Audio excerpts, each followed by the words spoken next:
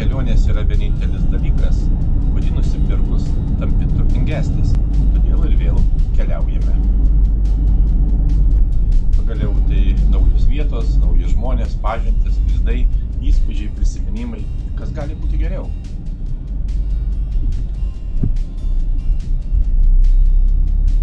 Taigi šiandien yra sekmadienis, birželio 23 diena. Esame Aukštelkėje prie Šventojo Antano Paduviečio bažnyčios. Na ir vykstame į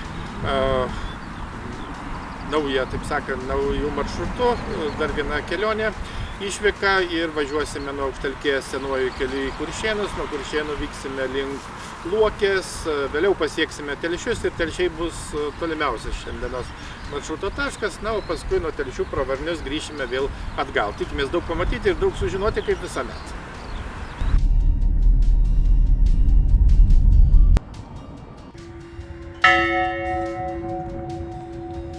Aukštelkės bažnyčia yra bažnyčia, kuri yra Aukštelkės kaime, na ir šalia kelio Ryga Šiauliai Tauragė Karaliaučius, bei kito kelio Aukštelkė Sauginiai Kuršėnai sankryža ir yra puikiai matoma iš visų pusių.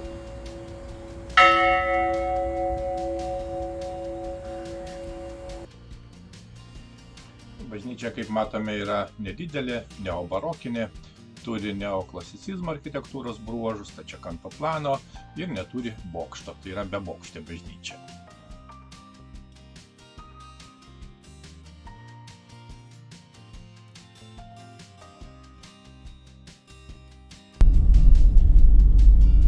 Važiuojame toliau link Kuršėnų, na ir netrukus privažiuojame Sauginių kaimą.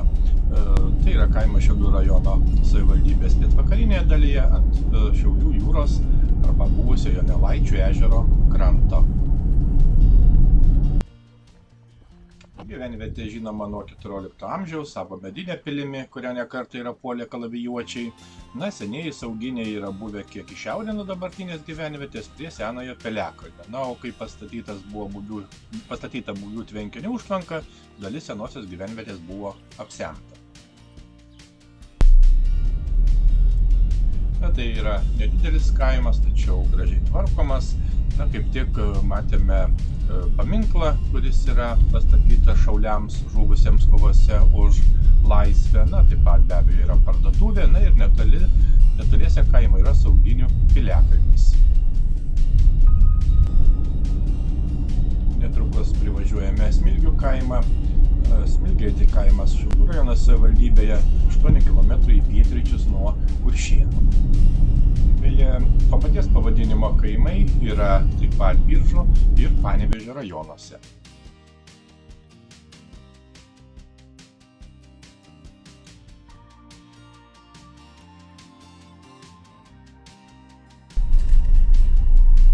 Šis kaimas buvo įkurtas sentikių 1908–1909 metais, kurie nusipirko iš varžytinių parduodamų dvarininko žemių ir atsikraustė čia iš Raguvos miestelio ir greta esančio fermos kaimelio. Na, šaltiniai teigia, kad iš viso Smilgėse apsigyveno apie 98 žmonės. Kaip tik dabar ir apžiūrime cerkvę.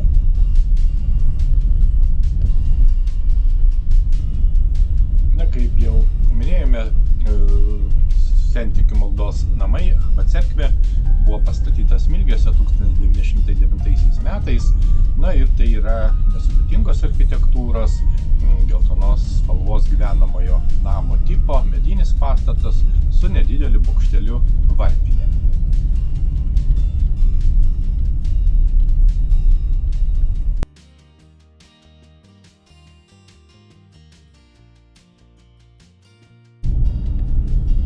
Kaip matėme, kaimo centre yra paminklinis akmuo, ant kurio užrašyta Smilgiai 2018.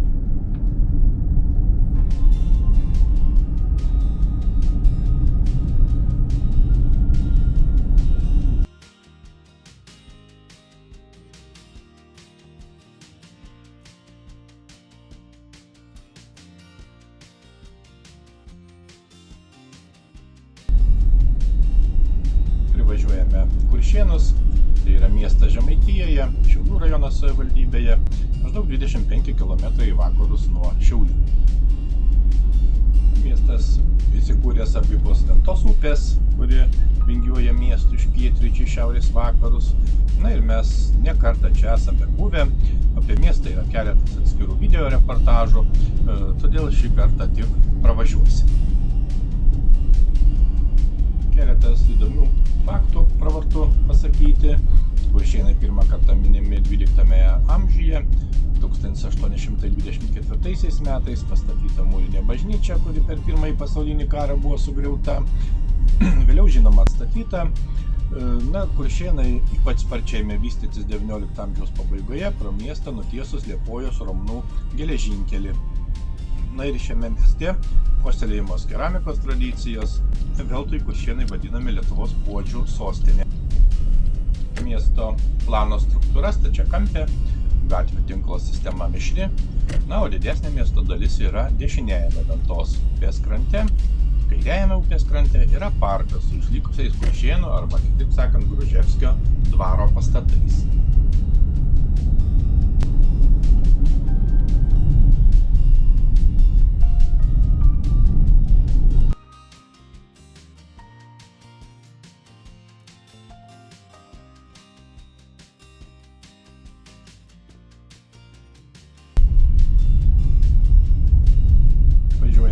Dar vieną kaimą, Juozapavą, arba Juozapavas kartais yra vadinama. Tai yra kaimas pat Šiaulių rajono savivaldybėje, Kelių Kuršėnai Dirvonėnai Upyną ir Juozapavo Varputėnai Kryžkelėje.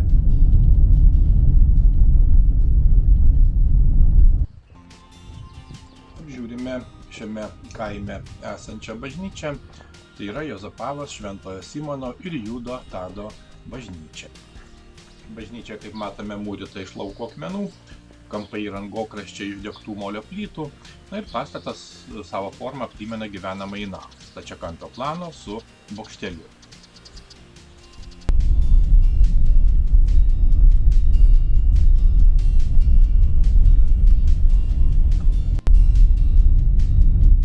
Užsukame į Dirvonėnus, tai yra taip pat kaimas Šiaulių rajono savivaldybėje prie kelio Kuršėnai Luokė, maždaug 11 km į pietvakarius nuo Kuršėnų. Į pietryčius nuo kaimo yra Paežerių ežeras, taip pat yra Paežerių Liepų alėja.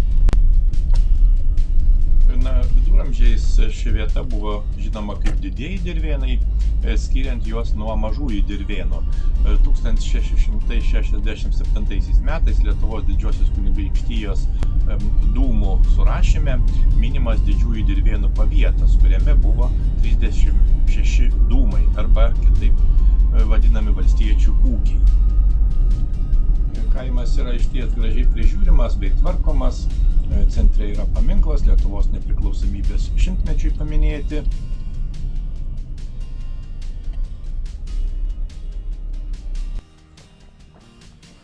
Iki 1922 metų kaime buvo Dirvonėnų dvaro centras. 1920 metais taip pat čia buvo įsteigta pradinė mokykla.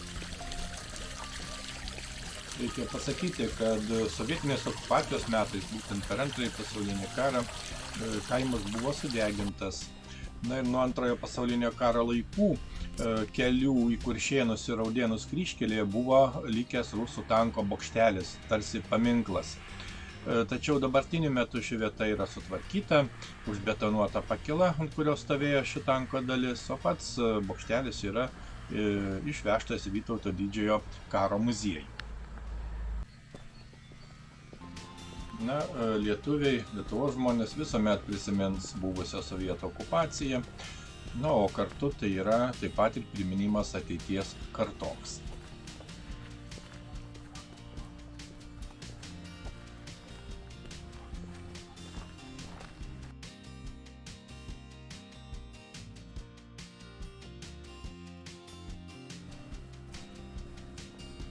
Taip, esame Dirvonėnuose, nedidelis kaimas netoli Kuršėnų, šalia kelio Kuršėnai Luokė, iš tikrųjų gražiai sutvarkytas kaimas, graži aplinka ir štai čia už mūsų yra liepų, senų liepų alėja.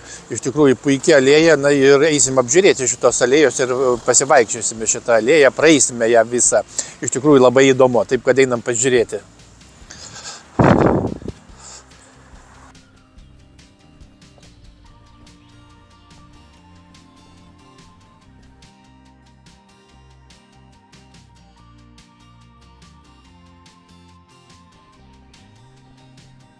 Kaip matome, čia yra daugelį žinoma buvusi dvarvietė ir kaip jau minėjome Liepų alėja. Taip pat yra įrengtas Basų kojų takas ir tai yra dar vienas netikėtumas Dirvonėnuose. Ir tikrai šiuo taku, Basų pėdų taku, smagu praeiti ne tik vaikams, bet naudinga ir saugusiems. Pasivaikščiojimo metu atpalaiduojamos pavargusios pėdas. Teigiama, kad toks pasivaikščiojimas padeda sumažinti stresą ir apskritai yra naudingas.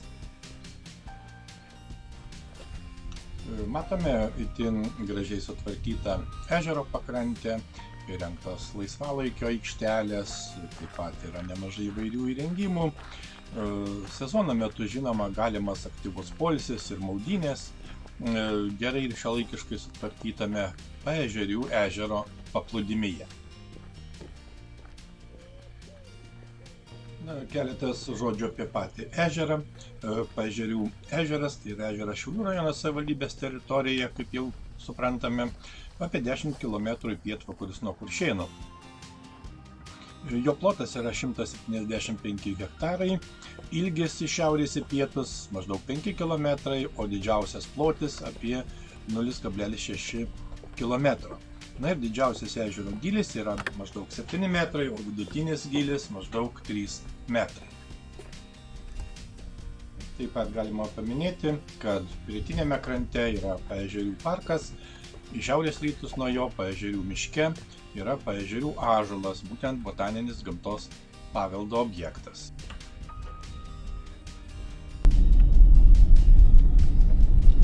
Taigi apžiūrėję šią įdomią vietą, įdomų kaimą, važiuojame toliau, kaip ir esame suplanavę šios dienos maršrute, būtent Upynos link.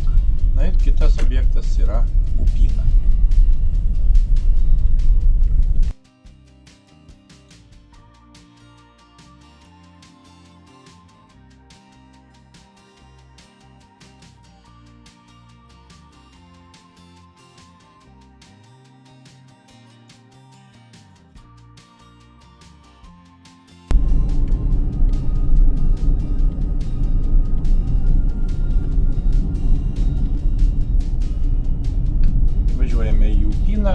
Na ir Upyna jau yra kaimas Telšių rajono savivaldybėje į rytus nuo Telšių.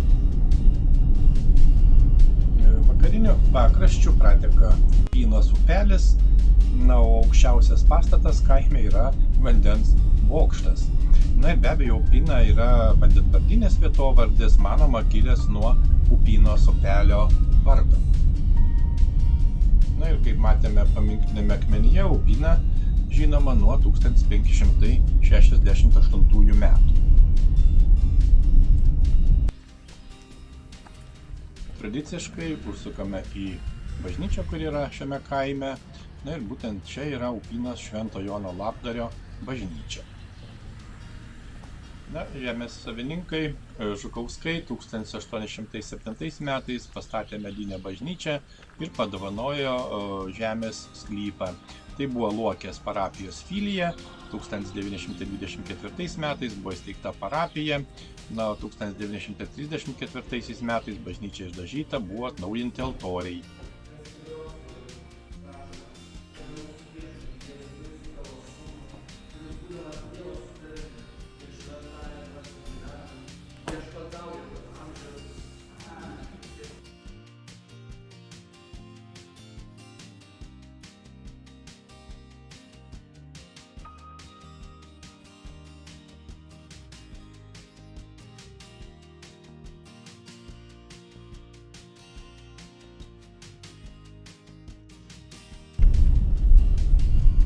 Kaip matėme, bažnyčia yra stačiakampio plano su bokštu.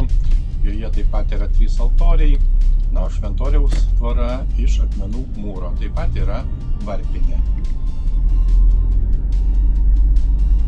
Na, kaip jau minėjome, 1592 metais istorijos šaltinėse Upyna minimas kaip kaimas, na, o 18 amžiaus viduryje minimas Upynos dvaras. Na ir žinoma, sovietinės okupacijos metais kaimas buvo kolchozo centrinė gyvenvietė.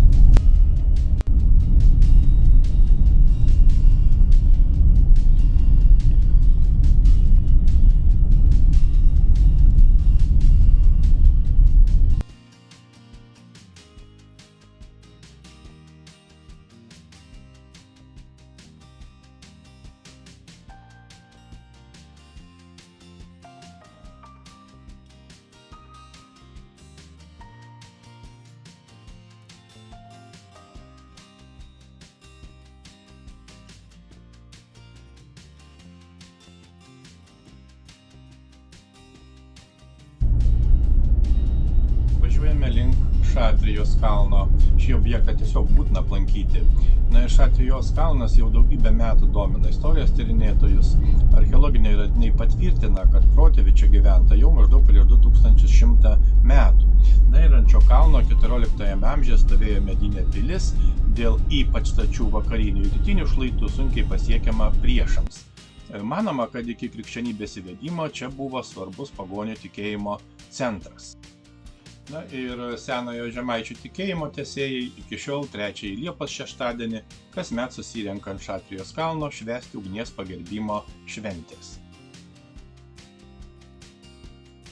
Taigi, esame ant Šatrijos kalno arba kitaip vadinamo Šatrijos piliakalnio, nors oficialiai jis dažniau vadinamas Pašatrijos piliakalniu, nes apačioje yra kaimas. Na, taip pat yra Šatrijos kraštovaizdžio draustinis. Tikrai labai įspūdinga vieta, įspūdingas piliakalnis, maždaug 1 tūkstantmečio, 2 tūkstantmečio sandūroje, apipintas įvairiomis legendomis ir pasakojimais. Na, iš tikrųjų pravartu atvykti. Diena šiek tiek lietinga, toks lengva dulksna. Panorama iš tiesų puiki, be abejo, jeigu būtų saulėta diena, panorama būtų dar gražesnė, dar įspūdingesnė. Tačiau, na, ir šiandien taip pat, bet kuriuo atveju, yra puikus vaizdas, puikus pasivaikščiojimas. Šatrijos kalno aukštis yra 228 metrai, na ir manoma, kad tai yra paskutinio ledynmečio darinys. Nuo viršaus galima įžiūrėti ir didžiausią žemaičių piliakalnį Medvėgalį, kuris yra už 35 km. Na ir ant Šatrijos kalvos yra įrengtas Pašatrijos arba Luokės piliakalnis.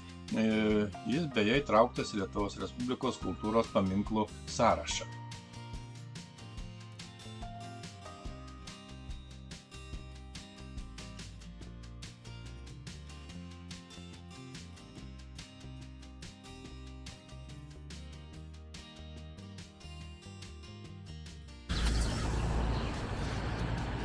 Ką tik atvykome į Luokę. Luokė miestelis, nedidelis miestelis Telšių rajono savivaldybėje, maždaug 20 km į pietryčius nuo Telšių. Na, manoma, kad Luokė tai sulietuvinta žemaitiško žodžio laukė, lietuviškai lokė forma. Na ir senuose šaltiniuose dar rašoma lukniai, o lenkai vadino luknikį. Miestelis yra akivaizdžiai spindulinio plano ir tokį planą sąlygojo keliai į Telšius, Varnius, Užventį ir Kuršėnus.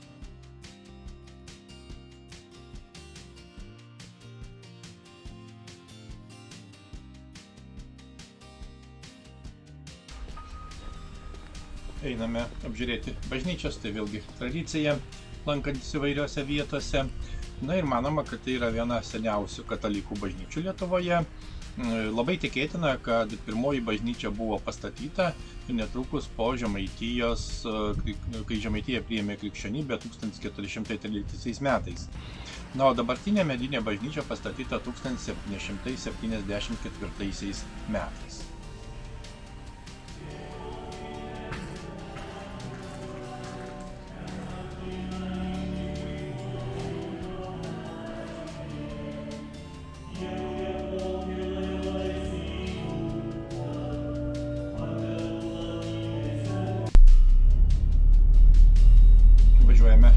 ir norime apžiūrėti koplyčią. Būtent Luokės koplyčia yra Luokėje, be abejo, miestelio kapinėse ant kalvos, prie kelio Užventis Žaduvėnai Luokė. Manoma, kad koplyčia buvo pastatyta 1815 ar 1819 metais. Na, kaip matome, koplyčia yra medinė, ji yra veikianti, na ir joje yra saugomų istorijos ir kultūros vertybių. Pavyzdžiui, puošnus 18 amžiaus altorius su 6 skulptūromis ir 2 paveikslais, dekoratyvinis taip pat jo priekinės dalies aptaisas iš medvilninio audinio. Koplyčia yra akivaizdžiai liaudiškų formų, joje taip pat pastebimas ryškus klasicizmo poveikis.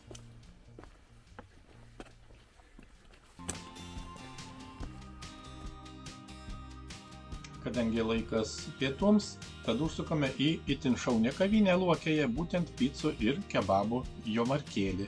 Verta apsilankyti.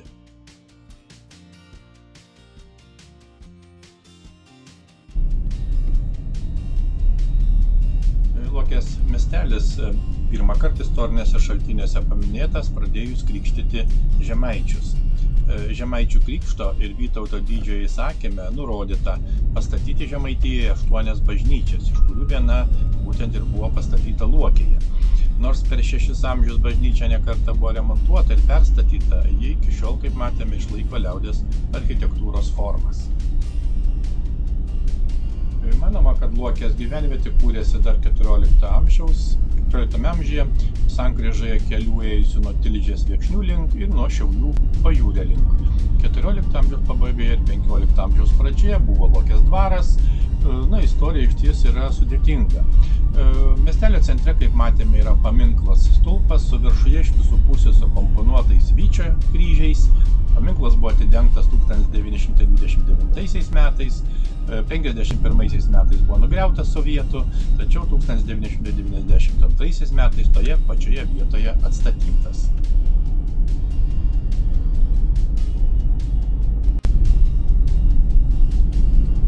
Tęsiame kelionę ir važiuojame link Viešvėnų. Netrukus pasiekiame Viešvėnų kaimą. Viešvėnai pirmieji, arba tiesiog Viešvėnai, tai yra nedidelis kaimas Telšių rajono, taip pat savivaldybėje, šalia kelio Telšiai Varniai Laukuva. Na, iš archeologinių radinių yra manoma, kad Viešvėnų apylinkėse žmonės gyveno jau akmens amžiaus pabaigoje, na, o vietovė minima nuo 1253 metų. 1567 metais minimas Viešvėnų miestelis, na, o 1758 metais buvo pastatyta pirmoji Viešvėnų bažnyčia. Na, mes pirmiausia ją ir apžiūrėsime.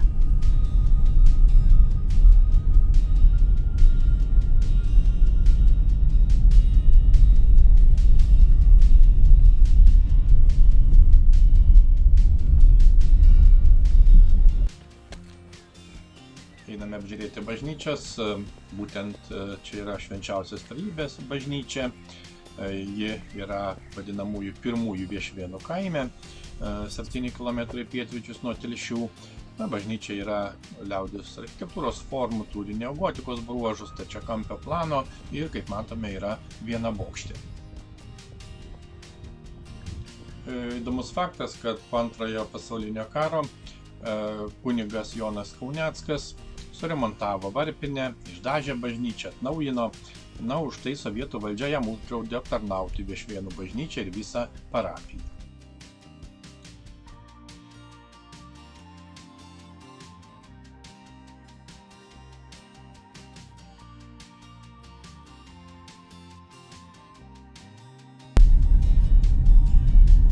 Taip pat galima paminėti, kad pietiniu ir vakariniu kaimo pakraščiu teka upė Viešvė, būtent Vanventos baseino upė. Taip pat yra įrengtas tvenkinys, kurio plotas apie 18 hektarų. Na ir pro Viešvėnus taip pat eina Telšių Varnių kelias ir, žinoma, kelias į Luokę. Na, įdomus miestelis, kurį taip pat pravartu apžiūrėti.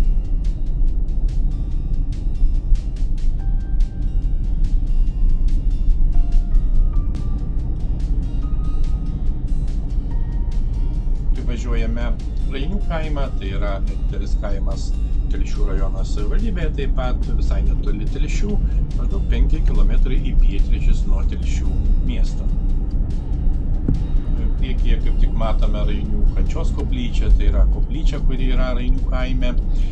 Na ir ji pastatyta atminti garsiausiai Lietuvoje sovietinių žudynių vietai.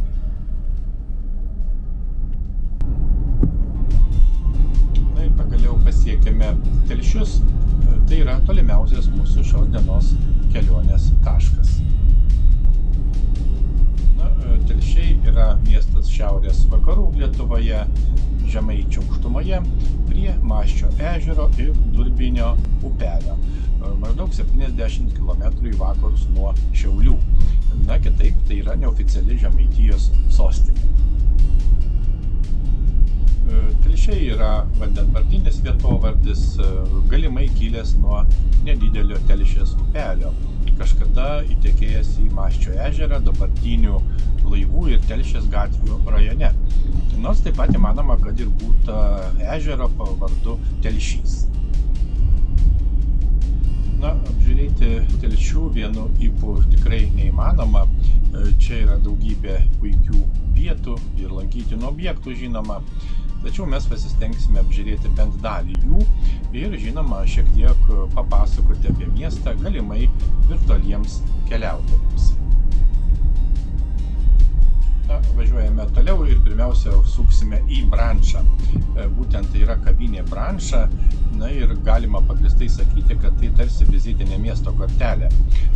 Kavinė įsikūrusi šalia kelio Šiauliai Palanga, ties pagrindinė sankryža į Telšių miestą. Na ir svarbiausia, čia galima paragauti firminio Brančos pyrago. Žinoma, su kava arba arbata.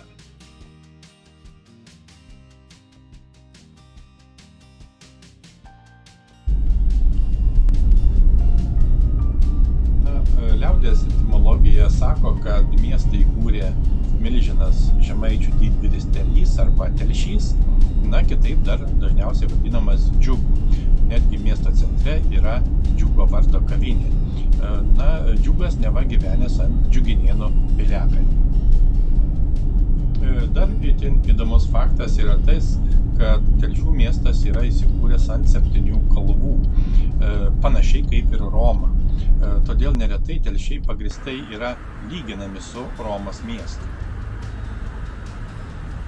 Na ir dar įdomesnis faktas, kurį tikrai verta pasakyti, kad mieste yra net 50 meškų simbolių.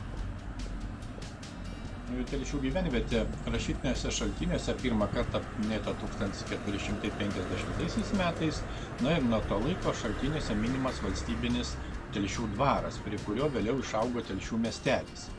Na ir Telšių miestelis nuo seno turėjo prekybos privilegiją, o 1791 metais jam buvo suteiktos ir Magdeburgo teisės bei miesto Telšių herbas.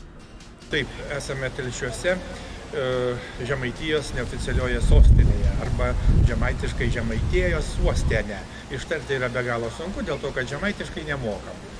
Na ir už mūsų yra kaip tik Maščio ežeras. Telšiai yra šiaurės vakarų Lietuvos miestas, įsikūręs prie Maščio ežero. Yra įspūdingas ir labai įdomus miestas, yra urbanistikos paminklas be abejo. Na ir tikrųjų tai miestas ant 7 kalvų. Ne veltui neretai yra lyginamas su Roma. Reiškia būtent miestas ant 7 kalvų. Na ir yra puikiai įrengtas laisvalaikio zonos, poilsio zonos, na ir pats miestas yra tikrai šauniai sutvarkytas. Tiesiog neaplankyti Telšių negalima. Reikia būtinai aplankyti ir pageidautina ne vieną kartą. Leidžiamės liftu žemyn link pakrantės. Na, reikia pasakyti, kad Maščio ežero pakrantė yra tikrai svarbi Telšių miesto rekreacinių zonų, kurios skirtos gyventojų poilsiui, laisvalaikių dalis. Na, taip pat čia yra įvairių didelio masto renginių visuomenė organizavimo vieta. Na ir Maščio ežero pakrantės dalies teritorijoje atnaujinti esami ir įrengti nauji pėsčiųjų ir dviratininkų takai. įrengta šiuolaikinius techninius saugumo reikalavimus atitinkanti apšvietimo sistema, sutvarkytos esamos ir suformuotos naujos želdynų erdvės, na ir kitos svarbios ir reikšmingos vietos. Vieni įdomiausių pakrantės statinių yra rotondos, tai vadinamieji parkiniai statiniai. Na ir jų atsiradimo istorija siejama nuo Romos imperijos laikų ir jos buvo įrengiamas paprastai parkuose kaip pavėsinės. Na ir Telšiuose yra 3 tokie statiniai.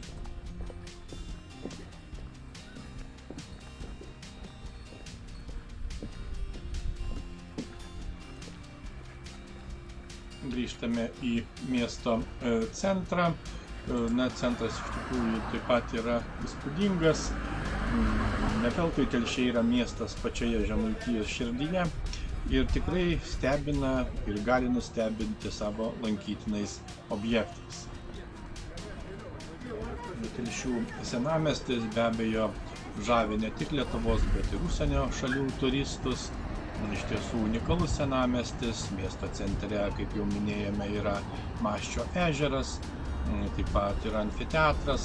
Na, žavi sakralinis, kultūrinis bei kulinarinis paveldas, unikalios mažosios architektūros skulptūros, meno objektai, įvairios legendos ir daug kitų dalykų. Na, čia pavyzdžiui rasime Meškos skulptūrą, tai yra taip pat kone svarbiausias miesto simbolis, skulptūra šiek tiek priminanti Romos vilkę, na ir vaizduoja Žemaitijos totemą Mešką, Žemaitijos motiną, kuri ant nugaros neša 3 vaikus ir 2 meškiukus.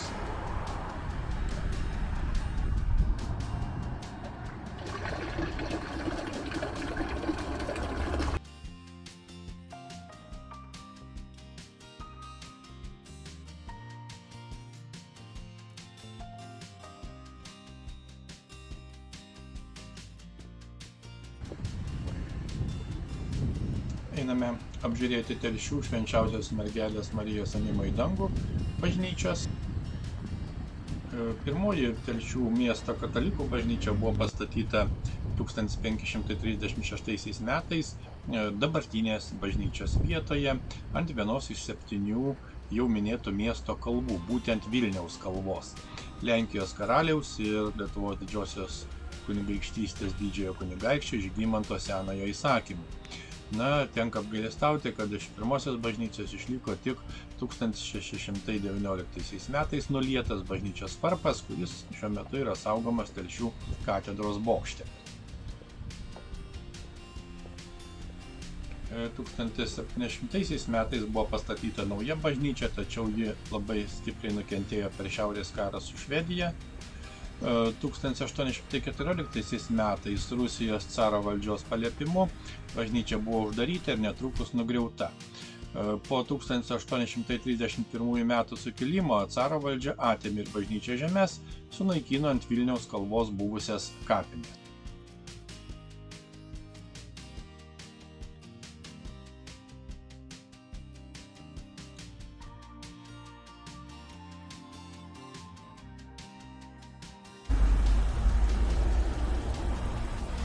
Tęsėme pasivaikščiojimą po Telšių senamiestį.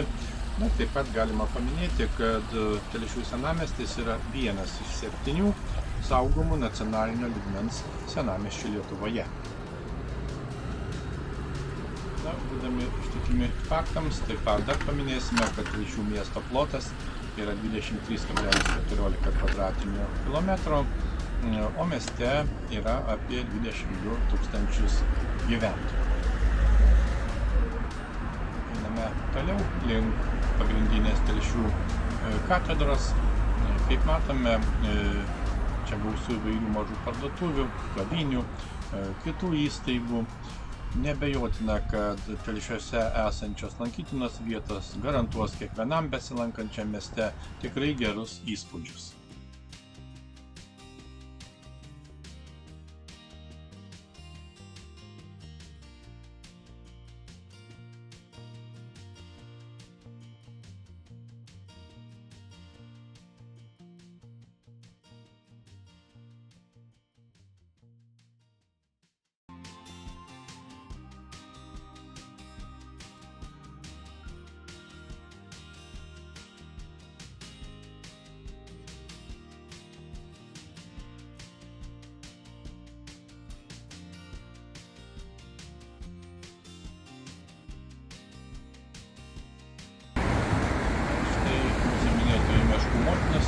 seneliais ir žmonių vaikais ant nugaros.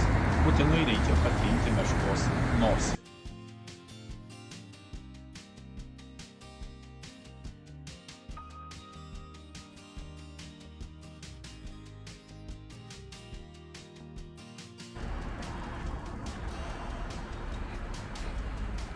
Būtinai užsukame į Telšių katedrą, arba kitaip sakome Šventojo Antano Paduviečio katedrą, kuri yra Telšiuose. Bažnyčia vėlyvojo baroko ir klasicizmo stiliaus, stačiakampio plano, su vienu bokštu bei trisiene apside. Bažnyčios istorija siekia 1624 metus, kuomet Telšių centre ant Insulos kalno arba kalvos Lietuvos kanclerio pavaduotojas Pavelas Stefanas Sapiega įkūrė pranciškonų vienuolyną ir pastatė medinę bažnyčią. 1762–1794 metais buvo pastatyta nauja erdvi mūrinė bažnyčia, kurią 1794 metais konsekravo Žemaičių vyskupas Tadas Juozapas Bukota. Reikia pasakyti, kad katedros interjeras neturi analogų Lietuvoje. Interjero išskirtinis bruožas yra sienas supanti galerija, o jos pirmame ir antrame aukštuose yra išdėstyti net 7 altoriai. Taip pat matome puikiai sutvarkytą katedros aikštę, tikrai malonu pasivaikščioti, yra fontanas, yra saliukai, tikrai šauni vieta. Esame Telšių katedros aikštėje, ir iš tikrųjų apžiūrėjome katedrą, įspūdingą katedrą. Ir čia matome interaktyvų stendą, galima pasirinkti kalbą, pavyzdžiui, anglų kalbą, ir atitinkamai apžiūrėti visas lankytinas vietas, objektus, rasti naudingą informaciją, pavyzdžiui, apie Telšius, taip pat apie kitus rajono miestus, kaip Rietavas, Plungė, Mažeikiai. Ir yra žemėlapis, interaktyvus žemėlapis, puikiausiai galima viską rasti, matyti. Taip pat yra atitinkami filtrai, kur galima rasti, pavyzdžiui, gamtos objektus, piliakalnius, bažnyčias, parkus, muziejus, edukacinius takus pažintinius, ir visus kitus dalykus. Taip pat galima rasti, kur jie yra tiksliai žemėlapyje, ir atitinkamai orientuotis. Iš tikrųjų įspūdingas ir labai naudingas dalykas. Telšiuose taip pat yra Žemaitės dramos teatras, yra krašto muziejus Alka, kuris veikia nuo 1932 metų. Taip pat yra tikrai įdomus Žemaitijos kaimo muziejus, kultūros parkas, Masčio ežero rytiniame krante. Taip pat yra unikali Jonušo žemaitiškai japoniška sodyba. O tarp geležinkelio ir Palangos Šiaulių kelio yra miesto pramoninis rajonas. Visko apžiūrėti per trumpą laiką neįmanoma, būtinai grįšime dar ne kartą ir nuolat turbūt atrasime kažką naujo.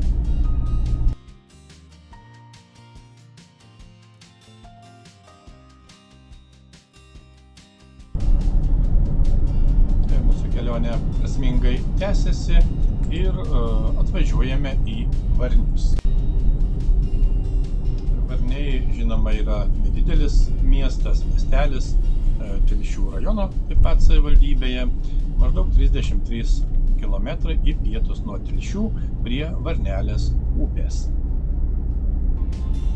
Varniai taip pat ganėtinai senas miestas, su pakankamai sudėtinga istorija.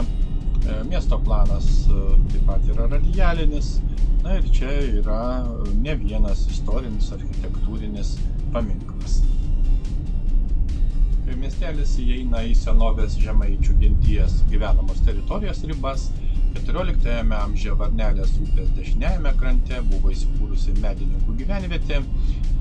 1314–1399 metais šią gyvenvietę puolė kryžiuočiai.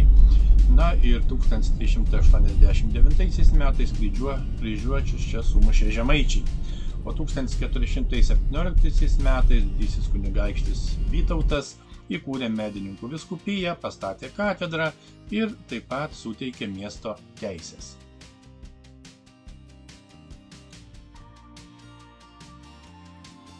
Tradiciškai apžiūrime vieną iš bažnyčių, jų miestelyje yra ne viena, būtent Šventojo Aleksandro Varnių bažnyčia. Nuo 15 amžiaus pradžios bažnyčia nekartą buvo perstatyta, o dabartinis jos vaizdas išliko nuo 1779 metų.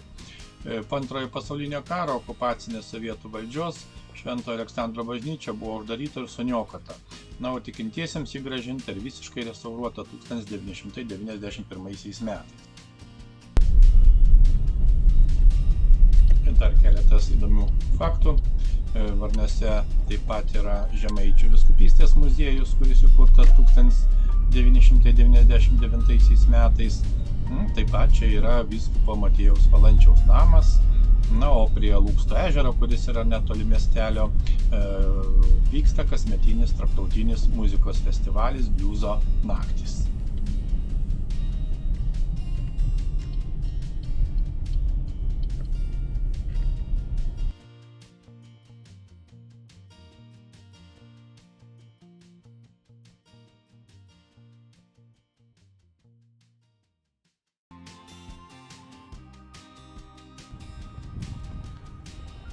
Užsukame apžiūrėti dar vieną bažnyčią, būtent Varnių šventųjų apaštalų Petro ir Pauliaus bažnyčia, kuri yra Varniuose.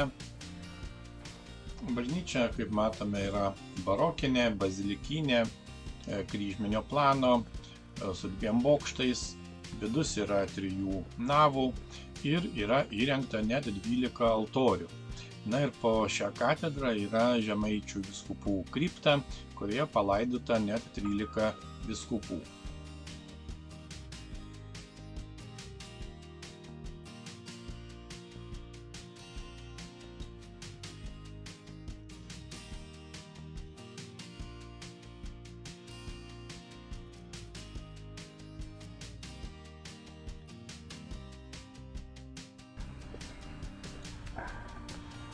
Apžiūrime taip pat minėtą Žemaičių vyskupystės muziejų.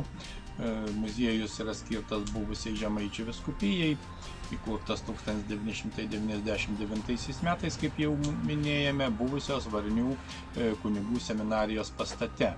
Po žlugusio 1863 metų sukilimo seminarija buvo perkelta į Kauną. Tai tikrai muziejinė erdvė, kurioje sutelktos kelių šimtmečių Žemaitijos šventovių sakralinės vertybės, meno šedevrai, istoriniai ir archeologiniai artefaktai, siekiantis net 15-16 amžiaus Žemaitiją. Ir muziejus kviečia susipažinti su Žemaičių vyskupystės istorija. Einame apžiūrėti paminklo Matiejui Valančiui. Paminklas buvo pastatytas 1927 metais skvere priešais namą, kuriame savo vyskupavimo laikotarpiu Valančius gyveno. Įdomi paminklo istorija. 1951 metų naktį paminklo biustas dingo, o postamentas visiškai sunaikintas dar po 20 metų. 1988 metais biustas buvo surastas ir 90 metų Liepos 28 dieną pastačius naują granito postamentą buvo atstatytas. Štai matome ir minėtą namą, kuriame 1850–1864 metais gyveno vyskupas, istorikas, rašytojas, iškilus bažnyčios ir visuomenės veikėjas Motiejus Valančius.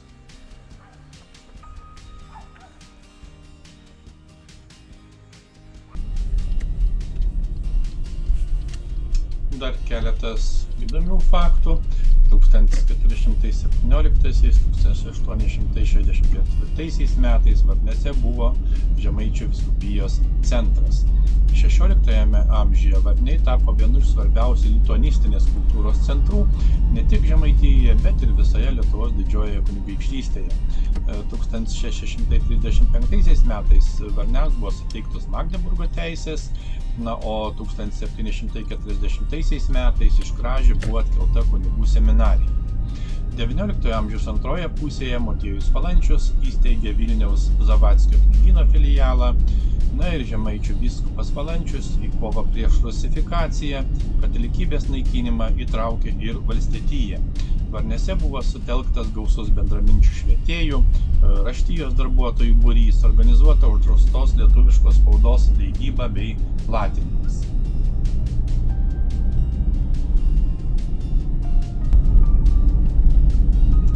Kągi, tai išties puikus, nuostabus, nedidelis miestelis, kurio sudėtinga, tačiau įdomi, prasminga istorija. Tikrai verta apsilankyti Varniuose ir ne tik. Paminėkime, kad čia taip pat yra Varnių regioninis parkas, kurio turtai išties neišsemiami. Važiuojame toliau Kolainių link. Ir trumpam užsuksime į šį kaimą ir taip pat pažiūrėsime, kasgi čia yra.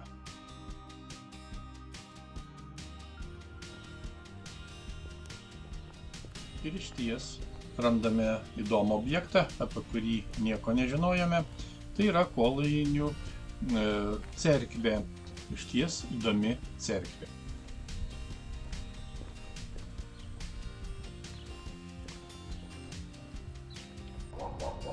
Taip pat apžiūrime ir Kolainių Švenčiausios Mergelės Marijos Karmelio kalno karalienės bažnyčią, kuri yra Kolainiuose. Bažnyčia stovi ant kalnelio, kurio atsiveria apylinkių panorama, būtent Ventos upės slėnis. Kaip matome, Kolainiai yra nedidelis kaimas, tai yra kaimas Kelmės rajono savivaldybėje, 5 km pietvakaris nuo Užvenčio, Ventos aukštupyje, gražioje kalvotoje vietovėje. Ir štai pasiekėme Užventį. Užventis būtent yra miestas Kelmės rajono savivaldybėje, maždaug 25 km į šiaurės vakarus nuo Kelmės, abipus Ventos upės. Itin įdomus miestelis, tačiau mes jį jau esame išsamiai apžiūrėję, o apie tai yra video reportažas, todėl čia nesustosime šiandien. Diena neprailgo, įveikėme daugiau negu 200 km maršrutą, pamatėme itin daug įdomių dalykų. Taigi, kodėl verta keliauti? Atsakymą paieškokime kiekvienas savo. Taigi, iki kitų įdomių ir prasmingų kelionių po Lietuvą ir ne tik.